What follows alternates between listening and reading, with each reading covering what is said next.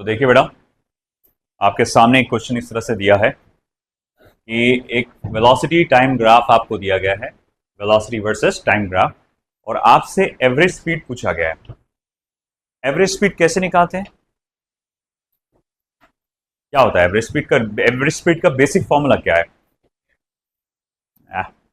तो instantaneous speed है। सोच समझ के बोला करो, एवरेज स्पीड का बेसिक फॉर्मूला क्या है? ये सिफ्रा चेंज नहीं भी बोले चलेगा, डिस्टेंस अपॉन टाइम है। एवरेज स्पीड का बेसिक फॉर्मूला जो होता है वो होता है बेटा डिस्टेंस अपॉन टाइम।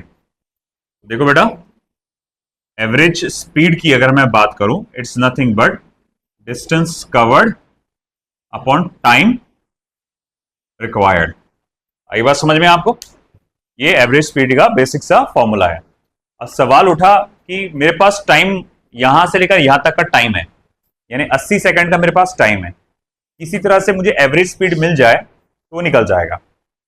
देखो, आपको मैं जब थ्योरी लिखा रहा था मैंने ये बताया था कि अगर मेरे पास स्पीड वर्सेस टाइम का ग्राफ दिया हो, स्पीड वर्सेस टाइम का ग्राफ दिया हो, तो अगर आप area under the curve calculate करते हैं, area under the curve calculate करते हैं, तो वो एरिया अंडर द कर्व आपको डिस्टेंस दे देता है। तो अगर मैं ये area under the curve calculate करूं, देखो ये एरिया क्या आएगा, जैसा कि ये एरिया A1 क्या रहेगा, half of base into height. Base कितने का है बेटा? 40 का। हाइट कितने का है बेटा? 10 का। तो 1 जा 20 जा, यानी कि 200 यूनिट्स। सिमिलर टू दैट ये एरिया कितना रहेगा? Same, half of base into height. तो वो अगेन आपका वही होने वाला है 40 इंटू 10, यानी कि 200 यूनिट्स। अब डिस्टेंस कैलकुलेट करने के लिए मुझे क्या करना पड़ेगा? ये दोनों एरियाज को ऐड करना पड़ेगा, है ना? तो ये हो जाएगा कितना बेटा? 400 मीटर्स। अच्छा, टाइम कितना लग रहा है आपको यहां से यहां तक जाने के? 80 सेकेंड्स। तो अब मैं कहूंगा what will be my average speed? तो 400 upon 80, that will be how much? 5 metre per second. This is my answer, 5 metre per second. आई बात समझ में? अगर ये कहता एवरेज वेलोसिटी क्या है आपका, एवरेज वेलोसिटी, तो वो जीरो होता। बोले क्यों? क्योंकि अगर आप देखेंगे जितना एरिया ये आया है उतना ही एरिया ये भी आया है। एवरेज वेलोसिटी निकालने के लिए मुझे डिस्प्लेसमेंट लगता, और डिस्प्लेसमेंट में मुझे ये क्या करना पड़ता? माइनस में डालना पड़ता। और अगर मैं माइनस में डालता तो डिस्प्लेसमेंट A1 माइनस A2 होता, और फिर वो जीरो हो जाता। तो डिस्प्लेसमेंट जीरो तो एवरेज वेलोसिटी भी जीरो। ठीक है, लिख लो। नेक्स्ट क्वेश्चन लिखता हूं मैं जब तक।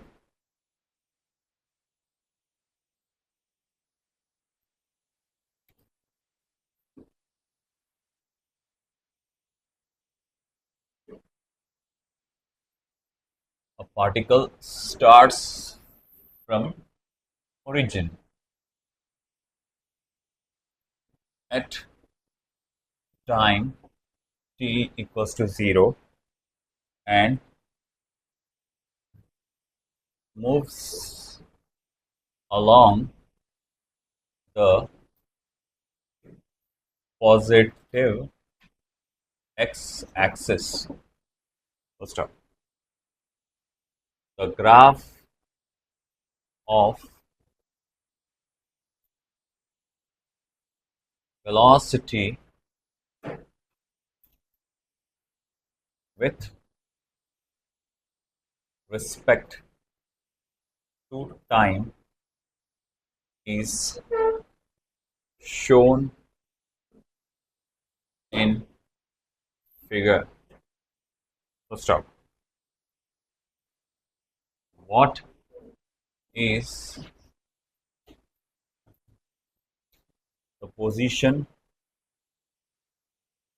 of particle at time t equals to 5 seconds? First option 6 meters, second option 3 meters, third option 10 meters, last option 9 meters।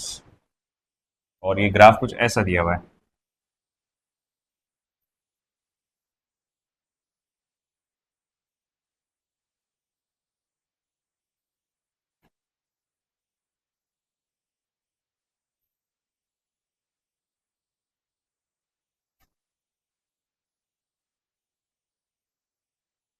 1 2 3 4 5 6 7 8 1 2 3 4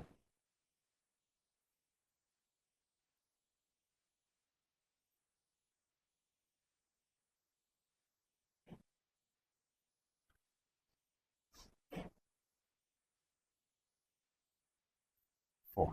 ठीक है, 2 पे 2।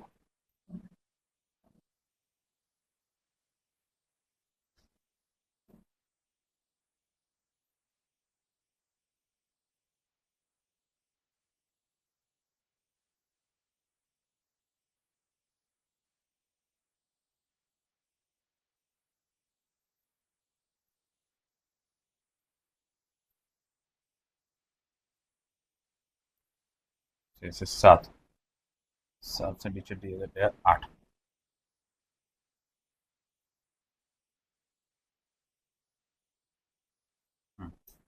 तो इस तरह से ये आपका ग्राफ बन रहा है और आपसे पोजीशन कैलकुलेट करने के लिए कहा है at the end of 5 second. जहां तक का है उतना ही एरिया निकालना पड़ेगा अपने को। पोजीशन क्या होगा, डिस्टेंस कवर के बराबर होगा, है ना। मतलब मुझे इतने रीजन का एरिया निकालना पड़ेगा। तो अगर इतने रीजन का एरिया निकालना है, देखो ये थोड़ा मेरे हाथ से गलत बना डायग्राम। 4 पे आ रहा कि 3 पे आ रहा है? ये 4 पे आ रहा। ये थोड़ा 4 पे होना चाहिए था ऐसा। तो मुझे ठीक से करना पड़ेगा, थोड़ा सा ठीक करना पड़ेगा। हाँ ऐसा, ठीक ऐसा। ओके। तो 4 सेकंड पे ये इधर आना चाहिए पीक, इस तरह से। तो आपको क्या पता लगाना है बेटा कि जब टाइम 5 सेकंड हो जाएगा तो उसकी पोजीशन क्या रहेगी। उसकी पोजीशन वही रहेगी जो डिस्टेंस कवर हुआ है उसका। फॉर एग्जाम्पल मैं ओरिजिन से मोशन स्टार्ट करता हूँ, कुछ एक वक्त के बाद मैं कहूंगा कि मैंने 10 मीटर का डिस्टेंस कवर करके आया और यहाँ खड़ा हो गया। मैंने शुरुआत कहाँ से किया था, ओरिजिन से। और मैं कहूंगा what is my final position. आप बोलेंगे फाइनल पोजीशन वही है जितना तुम सफर तय करके आए, that is how much, 10 metres. तो मुझे क्या करना है, डिस्टेंस कवर्ड कैलकुलेट करना है। सॉरी, पोजीशन निकालने के लिए डिस्टेंस कवर कैलकुलेट करना पड़ेगा। तो उसके लिए मुझे क्या करना पड़ेगा, ये पूरे area under the curve calculate करना पड़ेगा। तो distance is equals to final position is equals to area under the curve A1 plus A2। तो देखो ये एरिया क्या है, ये कौन सा शेप है, ट्रेपेजियम। तो A1 की वैल्यू क्या आएगी, अलग से निकाल लेता हूं मैं। A1 is equals to half of sum of parallel sides. ये पूरा साइड कितने का है, 4 का। और ये पूरा साइड कितने का है, 2 का। तो 4+2 है ना, यहां से यहां तक 4। और ये 2 से 4 पे जा रहा ना, 2 से 4 पे जा रहा। अब 2 से 4 पे जा रहा मतलब 2 है। और मल्टीप्लाई बाय 2, 2 कैंसिल हुआ, दैट विल बी 6। अच्छा, A2 क्या है फिर आपका। अब A2 देखो बेटा, ये कितना है, 1 मल्टीप्लाई बाय ये कितना है, 3। तो फिर मैं बोलूंगा ओके, ये हो जाएगा 3।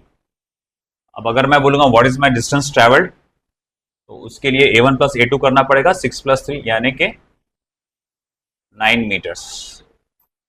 तो डिस्टेंस ट्रेवल्ड और फाइनल पोजीशन आपका 9 मीटर्स है, यानी कि आपका लास्ट ऑप्शन आएगा।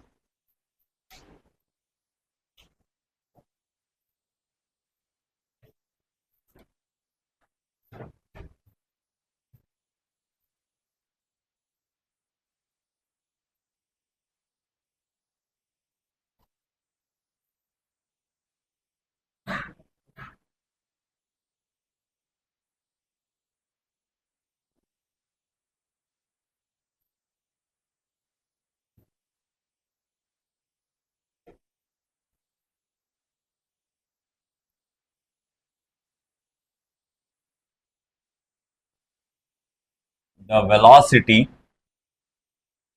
v of a body moving along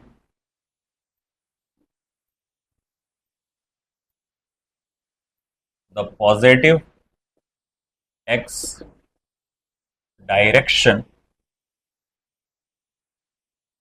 varies with displacement as v equals to k root x, where k is constant, full stop. Then which of the following position time graph is correct? इनमें से कौन सा position time graph सही आएगा? एक बेहतरीन question.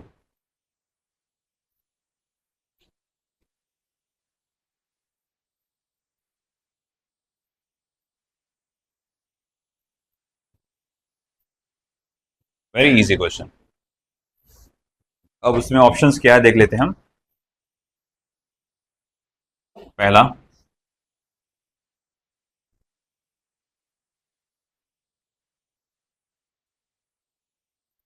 Position versus time graph.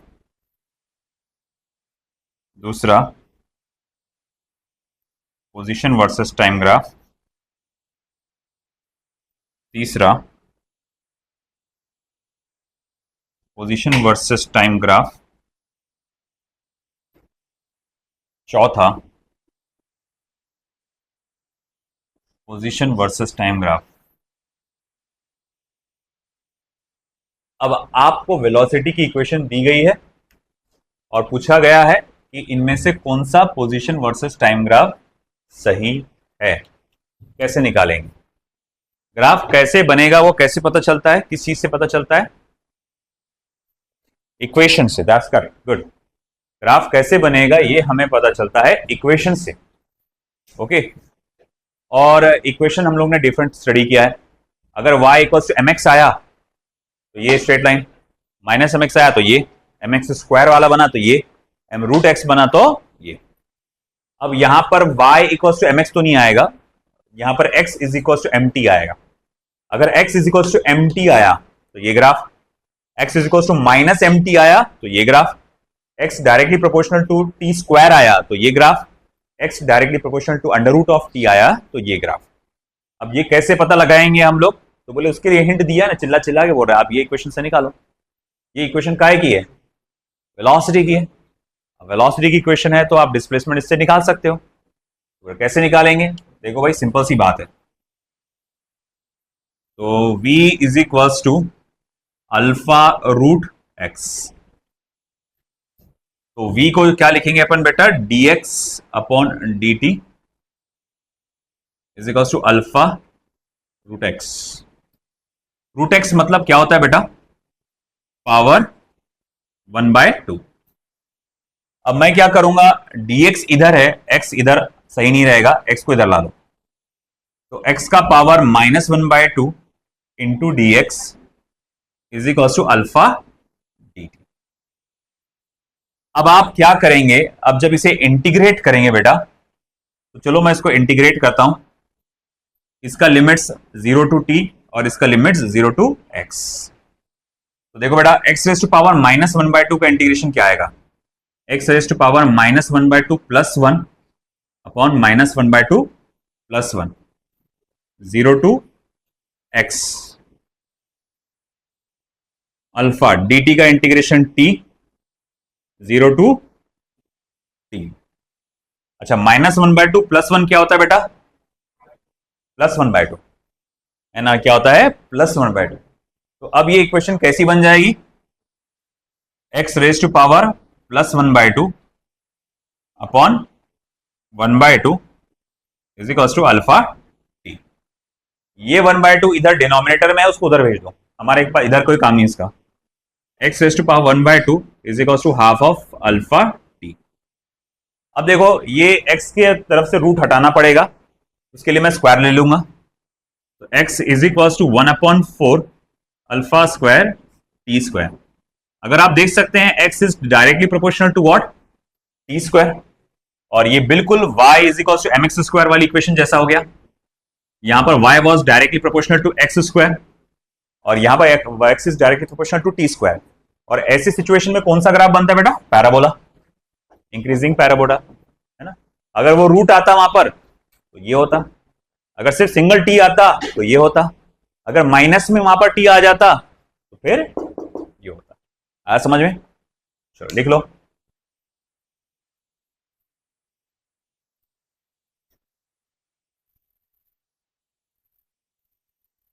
तो एक बहुत ही बेहतरीन क्वेश्चन तुम्हारे सामने आया है। The speed distance graph is as shown below. At what instant the speed becomes 4 metre per second?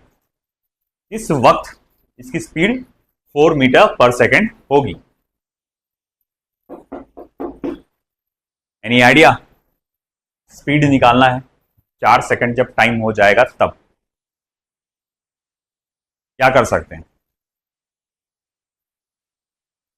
क्योंकि मैं अच्छे अच्छे लोगों को उसमें अटकते हुए देख रहा हूं ये क्वेश्चन में। तो भाई अगर किसी ने मुझे थोड़ा सा भी हिंट दे दिया, स्टार्टिंग भी अगर दे दिया कि भाई क्या करना है पड़ेगा, तो मैं मान जाऊंगा उसको। हालांकि इजी है, कुछ भी नहीं, एक बार चालू हो गया।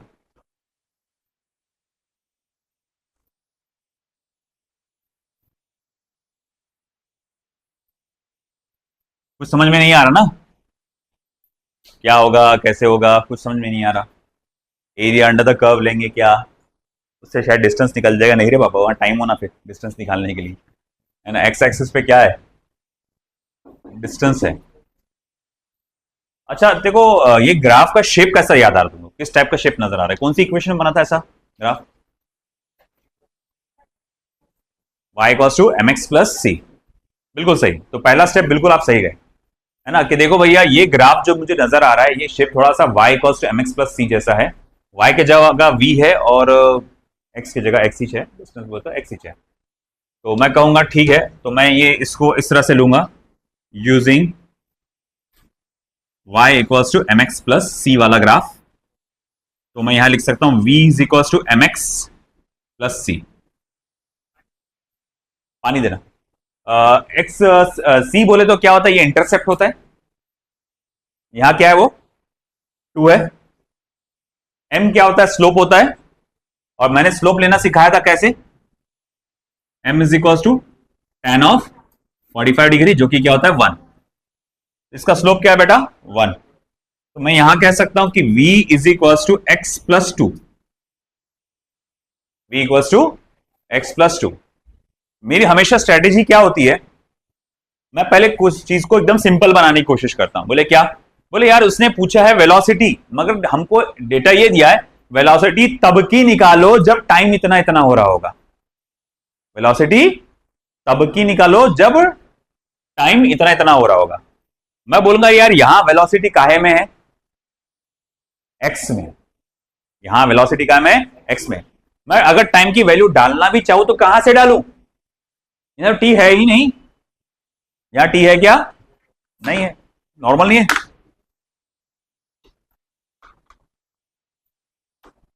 तो क्या कर सकते? सोचो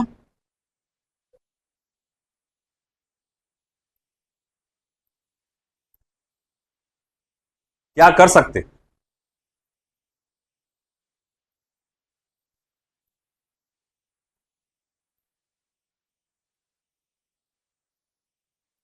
ट्राई करो, पुश योरसेल्फ।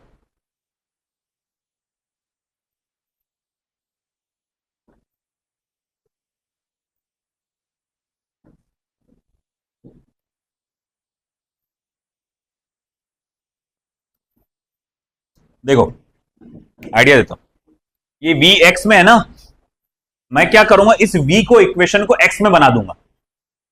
कैसे बनाऊंगा? v के जगह लिखूंगा dx अपॉन dt। और यहां क्या बचा बेटा फिर? x plus two. अगर इस पूरी x प्लस टू को मैं नीचे लेके आ जाऊं यहां पर और इंटीग्रेट करूं, तो वो मुझे मिल जाएगा x का इक्वेशन t में। काय में मिलेगा? x का इक्वेशन t में। और जब वो उस x की इक्वेशन जो t में आ गई, उसको मैं डेरिवेटिव ले लूंगा, तो वो बन जाएगा वेलोसिटी का इक्वेशन t में। मसला क्या है कि ये वेलोसिटी का इक्वेशन बना बनाया मिल गया ग्राफ से, मगर इशू ये है वो x में है। अगर मुझे वेलोसिटी टी में मिल जाता तो मेरा काम हो जाता। तो मैं कैसे कर सकता हूं, यहां एक्स को तो टी में कन्वर्ट नहीं कर सकता, मगर v को मैं x और t में कन्वर्ट कर सकता हूं। बोले कैसे? मैं ये जानता हूं v को आप dx अपॉन dt लिख सकते हैं। देखो जादू, फिर आगे क्या, आप पूरे x प्लस 2 को उठा के इधर डालो, x प्लस 2 उठा के डाला इधर और dt को उधर डाल दो। कई लोग सोचेंगे सर ये आपने पूरा 2x क्यू प्लस 2 क्यों निकल आए, आप सिर्फ x क्यों नहीं ला रहे? बेटा ये जो भी इक्वेशन होती है ना dx के साथ हमेशा मल्टीप्लीकेशन में होती है ना। आप पूरी x प्लस 2 को ला सकते हैं इधर, अगर सिर्फ x को लाओगे ना तो ये ऐसी इक्वेशन बनेगी, dx upon dt minus x is equal to 2। भैया इसका क्या करेंगे अपन, ये बताओ तुम, ये x का क्या करूं मैं? ये dx के साथ मल्टीप्लीकेशन में है क्या?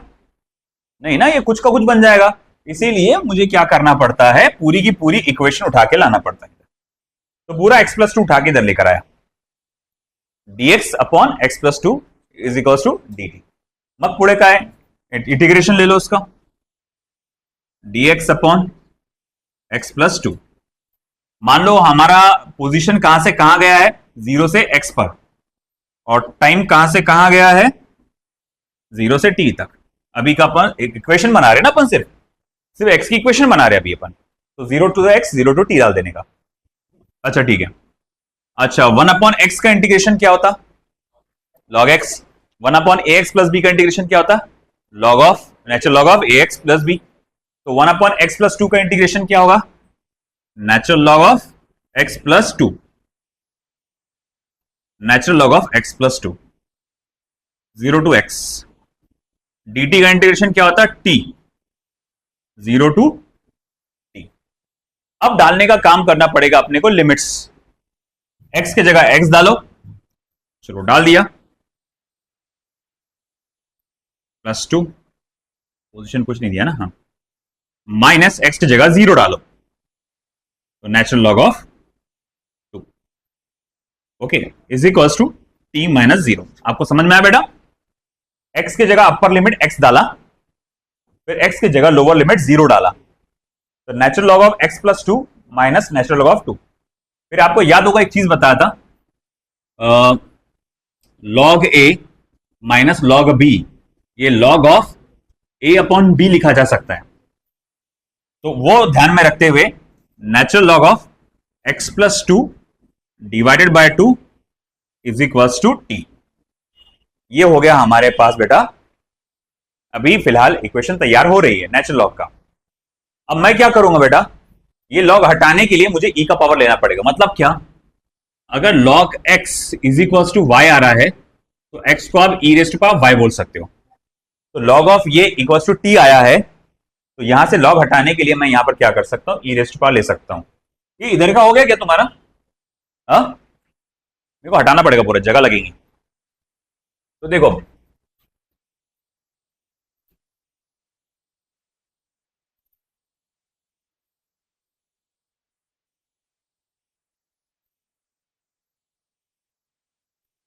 आगे, तो मैं यहां लिखूंगा x plus 2 upon 2 is equal to e raise to power t। 2 को उधर भेजो, x plus 2 2 into e raise to power t, ये प्लस 2 को उधर भेज दो, 2 into e raise to power t minus 2। ये मेरे पास किसकी इक्वेशन आ गई बेटा, x की। अब देखो काय में है वो, t में आ गई।